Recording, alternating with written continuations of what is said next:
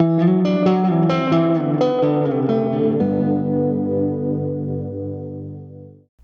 and welcome to the fourth episode of 3 Questions in 3 Minutes with RoleModel Software, giving you the information you need to make wise decisions in your technology landscape.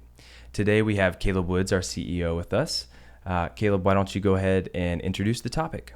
Yeah, so today I want to talk a little bit about what it looks like to get started with a custom software project from a business person's perspective. So Jamey's going to be playing the role of the business person, and let's get into some of what the questions are that you would have. Sure. So I guess my first question would be, before I get started, do I need to know exactly what I want my software to be? Yeah, so sometimes people think about this of, I need to have all my requirements or a complete spec of what I need my software to do. The reality is you're going to miss things. There's going to be things we're going to learn along the way that aren't included in that. What you're really focusing on is your business expertise. That's what we're helping to translate through our expertise. So it's not so much about everything must look exactly like this, but we have this point on the horizon that we're trying to get to. And the journey is going to be a process as we get there, and we're going to learn things along the way. And you're not just buying these set of features like you would with off-the-shelf software. You're buying a team and a process to get there confidently. So those are the things we want to focus on, the feedback loops and the process that we get to that end result. Absolutely. Yeah, no, that makes a lot of sense. So if I don't need to have my software defined or that spec, what are the things that I do need to have defined before we get started? Yeah, so we like to say we want to start and steer with your project. So we want to get started and begin that set of feedback loops as I was talking about.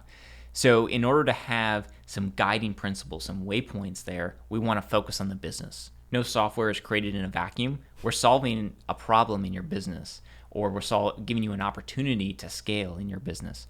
So what are the goals? What are the things that we need this to do? And those become the guiding constraints. Actually, creativity is unleashed when we have more of those constraints. So how do we have those in place so that we can hold each other accountable as a collaborative team? We also want to think about kind of the big picture. Where are we going with this software solution? Are there certain integrations that you might be thinking about? Is there an end goal that you have in mind for this software? If we think about those at the beginning, we build opportunities for that to happen in the software, but we don't have to build all those at once. We can make small, iterative, value-added steps that are in working software so we can see what's coming out of it and steer from there. Yeah, absolutely. I guess the last question I would have is, I have my business expertise, but do I have the skills and the requirements to communicate effectively with a technical team? What does that process look like? Yeah, so you're trying to translate your expertise, right? Yeah. So you kind of need a translator, right? And that's really where our software craftsmen come into play. They're experienced on software building and projects from that perspective, but also what does consulting look like in a business domain? And they're integrated, leading the team, leading the integration and the building of all the pieces that we're doing.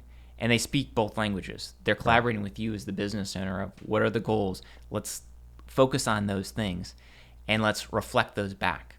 Ultimately, what we're trying to do is software-enabled business improvement.